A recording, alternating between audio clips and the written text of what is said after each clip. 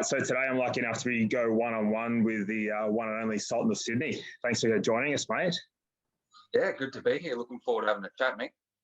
Good stuff, mate. So, look, you're taking Twitter by storm and probably become one of the most popular punters, I guess, on Twitter, mate. How have you found that journey?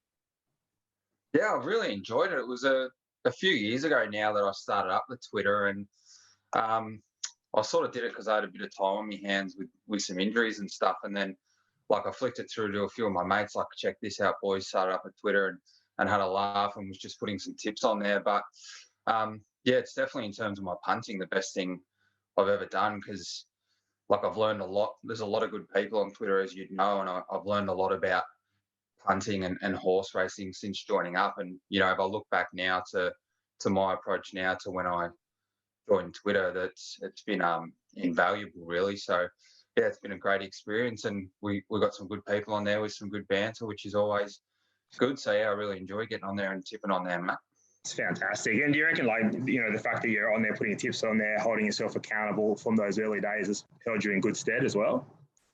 Yeah, that's one of the things is accountability because, yeah, sort of the way I look at it is, like, you're telling people where to put their money, essentially. So you're accountable for other people, which makes you, like, more than accountable for yourself as well. And, you know, you're not having those stupid side bets and, you know, 10 or 20 here or there like you used to, because you know, you're analysing it a lot deeper, and you, like you said, you are a lot more accountable. Yeah. That's outstanding. I tell you what, though, like, you know, I like yourself, put my tips out there. I'm still a sucker for a side bet, though. But no side bets for you, or? No, I definitely have a side account where I have some funner plays and stuff like that. But yeah, in terms of the actual proper bets, it's most certainly helps with your accountability for sure. Yeah, I understand, mate. That's fantastic. And you work for the race club. Firstly, give us an understanding or a bit of an idea of your results over the last 12 months. You cover Sydney there. Obviously, you send out all your free stuff across sort of the other states. But give us an understanding of sort of how the last 12 months have gone with the race club. Yeah, it's really good. I've enjoyed going on board and working there, and have learned a lot again since joining there and speaking to the guys that work there. And Adam, who runs a lot of the stuff, has acted as a bit of a mentor for me. So I've certainly improved since coming on board. I do the Sydney Metro stuff Wednesday, Saturday there, and just one side meet, whatever I choose, really, whatever I like for the week. Yeah. In terms of results, I've had over 1,200 units staked since joining the race club for 106 units profit. So, look, that's at just under 9% profit on turnover. It's from a high turnover. Like, when I look at my other stuff overall from a 2-year period, it's over 406 up from 3,800 out. So that's just shy of 11%. So, like, there's definitely room for improvement in Sydney. Like, good results for the long term, of course. I reckon, because I do bet a lot, like, around the country, it is the most difficult area, I reckon, to bet Sydney Metro. It's not easy. So I'm happy to be, without a doubt. Yeah, it's a real challenge. And the racing there's so competitive, so it's a bit harder to find an edge there than other places, I reckon. But I'm happy to be turning a long-term profit, and I'm all about the long game. So it's going well, and I enjoy working there. Mate, you're doing a great job. Just on the Sydney stuff, you know, as you just mentioned, the tracks, gee, they're hard, and the rail positions that change, it chops and changes. Sometimes it's on pace. The next moment you think, you know, I've got to be, you know, back in the run, you know, in the running line here. And week to week, it's just such a moving beast. Got any thoughts on that, mate? Yeah, I can't disagree with that. And yeah, it's definitely the place where early betting, I find, is the most difficult. Yeah. Certainly somewhere where you want to, like, as a form analyst, the majority of the time I've got my stuff up there before the races start, and I do adjust things as we go. But it's definitely a place where betting on the run is a little more advantageous, I would have thought, because of those things that you mentioned. The conditions and the rail movements and stuff are just so unpredictable. Yeah, I found that myself. You know, you have a few early plays, you know, in Sydney, you throw them out, and that's sort of how you perceive the meeting play out. Next moment, you're going 180 and going the other way, and you got to find other angles. So it is difficult, but mate, you're doing a great job. Thank you. It's, look, you're basically the Twitter's version of Tony Brassel, mate. You cover that many meetings across the country, and that's a pretty big rap because old Brasco's pretty good. But mate, how do you, firstly, how do you find the time to do that much form? And secondly, mate, what is it? The Prince of Mildura or something like that? You got a name for nearly every track down there. No, I've got a name for every track that I sort of come up with. But yeah, thank you for the compliment, Ree Brass. I'd like to think that I've got a little bit more tone in my voice than Brass, but he is a good expert. He's got a great eye, that's for sure. In terms of time, I'm not sure. I probably don't want to add up how much time I've spent in a week because it would probably be some sort of sick amount, but I do spend a fair bit of time on the form. But I guess the beauty is, like, I love doing it, and I love doing the form, and it keeps my brain ticking over. And like, particularly in the last 18 months, I live in Melbourne. So the last 18 months, like, you know, we're in our 6th lockdown at the moment, and a lot of that's been in lockdown. So without racing and without doing the form, like, I would have gone mental. I don't. Yeah. People that aren't into it, I'm struggling to see how they're filling their time because it's boring as all hell, mate. I couldn't agree with you more, mate. So. Couldn't agree with you more. We've got to get more punters into the game over this period of time. Yeah, for sure. Yeah. So, I spend a lot of time on it, but I really, really enjoy doing it, mate. So it's no issue for me. And like, I've always been keen on Sydney racing and Victorian racing. I'm Victorian, and I like South Australian racing as well. But like, in terms of the other stuff, like, I use the GTX database, and it sort of helps you assess races countrywide quite quickly. Like, I find, like, those extra meets, I can sort of flick through them quite efficiently with that database and not have to spend too much time on those sort of side meets. Without giving too much away, is there anything, you know, as you're going through quickly, is there anything that just sort of stands out for you? You might set a few parameters and go, bang, bang, bang, that's what I'm looking for, and then assess each race. Is there anything that stands out? If I'm looking at a meet, like, where I'm not going to look at the whole meet in depth sort of thing, it can be as simple as just flicking through the ratings and finding an anomaly in the market. Yeah. And investigating it and seeing if it lines up. Yeah, and that's the key, isn't it? Like, there could be an anomaly there, but you're really doing that investigation and then knowing what you're looking for. And like, I think it's something, you know, I've read a lot of your stuff, and something you do really well is you read the race well. You know, you've got a good understanding of almost what's going to happen during the race, and then obviously you can sort of overlay it with that information that you have. Yeah. Well, it always looks like you read them well when they win. That's for sure. Yeah, I never worry about the losers.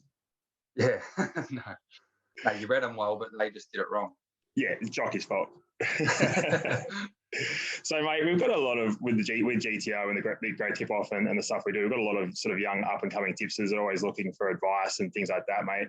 Would you have any sort of advice for up and coming tipsters, or let's say, you know, Sults turned back the clock 10 years ago? What advice would you give yourself, you know, back 10 years ago? I'd probably give myself rest and don't train so much. But in terms of punting. Advice, I think building a body of work is quite important in terms of being able to trust yourself through those downswings. I think like, building respect from others to follow your tips, but building trust in yourself with a body of results is super important. You know, anyone can have a good 3 or 4 months, but you've got to be able to prove that when that variance and that downswing happens, that if you stick to your process and what you're doing, it's going to turn around. You sort of need to have that trust. So I'd say just time and spending lots of time on it and recording those results to make sure you can really trust yourself and trust your eye and what you're doing will turn. I think that's probably the best bit of advice I could give. Yeah.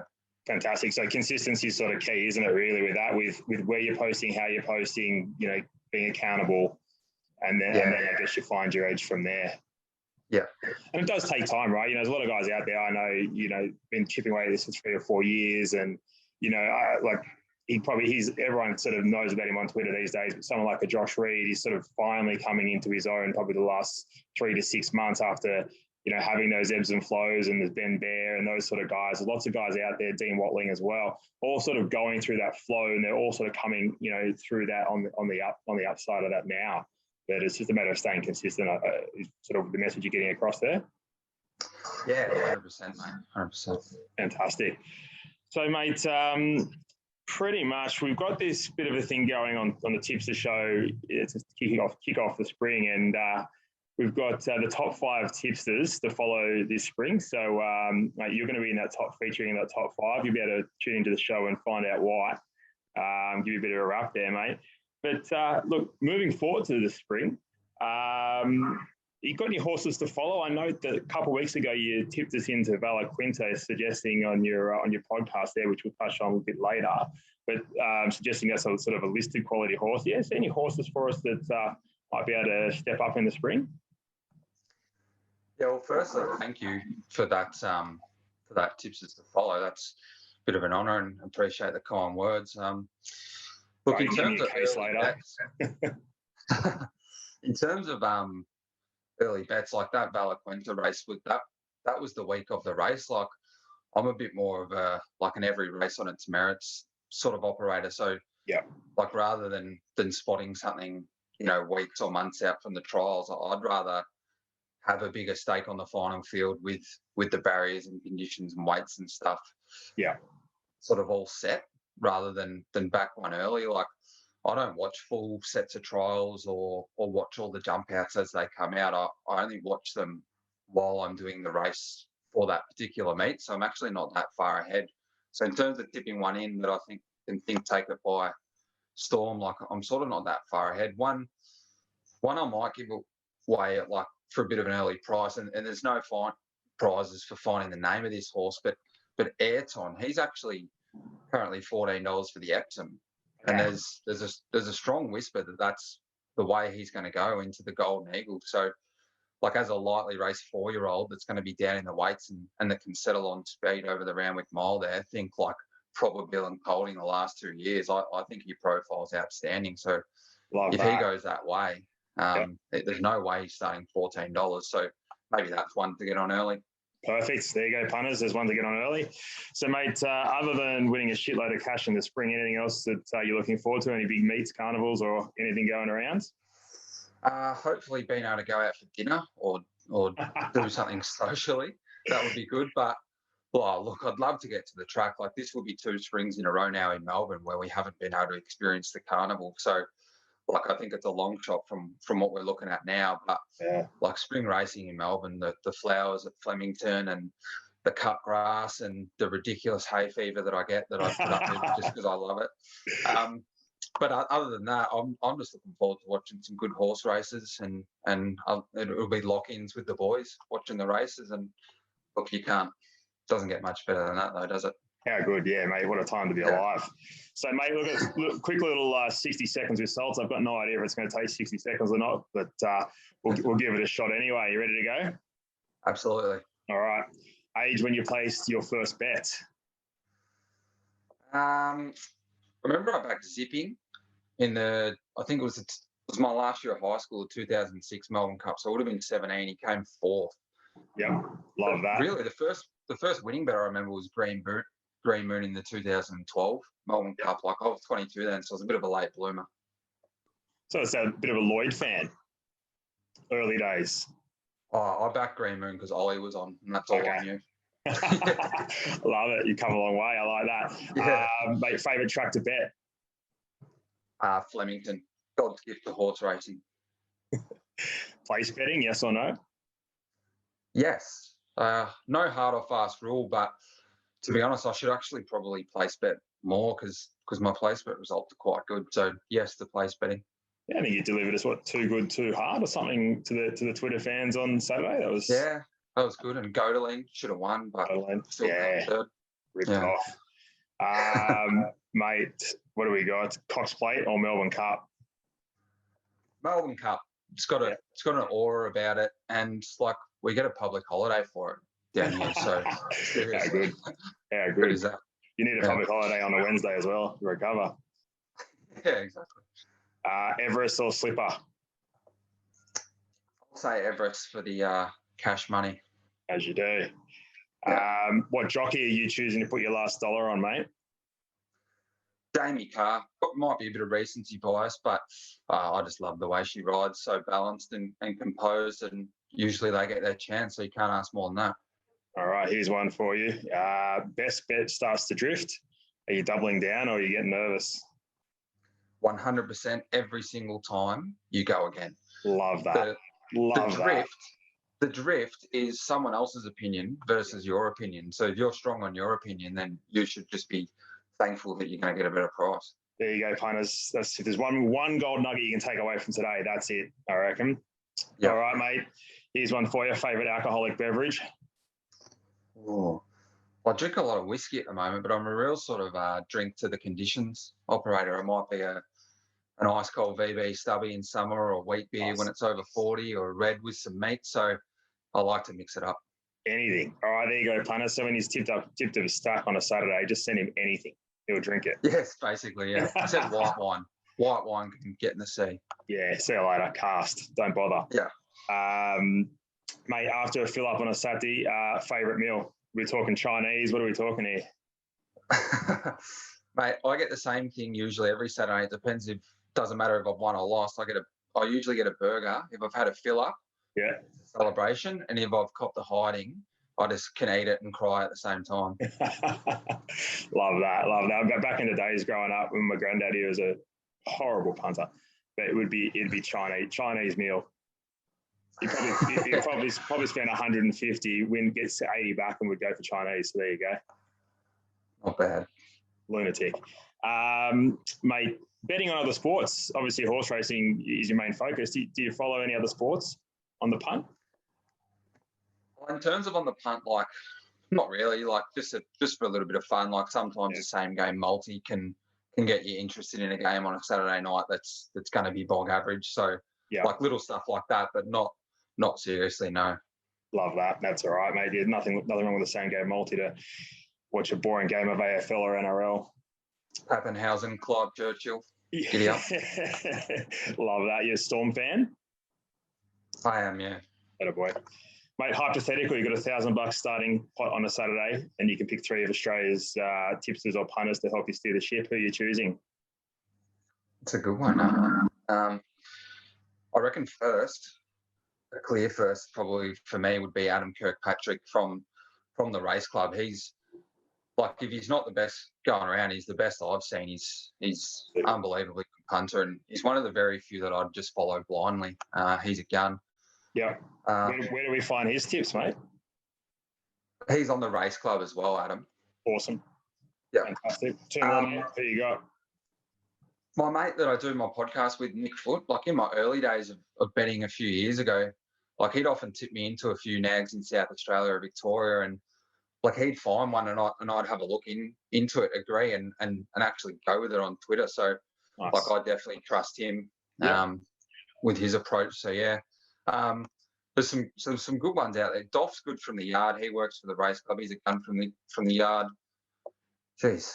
Chris Winter from Ruffy King. Dean Lester's the OG GOAT. There's a few there, but yeah, we'll go with those 3. Might chuck out $1,000 and just send you $1,000 each next Saturday. Yeah, absolutely. Sit back and relax. Yeah. Mate, good stuff. So I put you through a fair bit there, mate. Probably went for about 4.5 minutes, but anyway, there we go.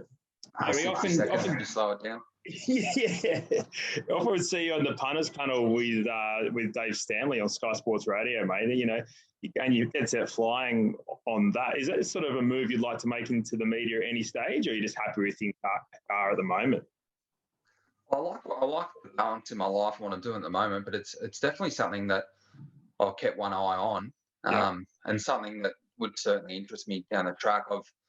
I've been told I've got a bit of a voice for radio and a head for TV, so I can take that feedback on board and take it from there.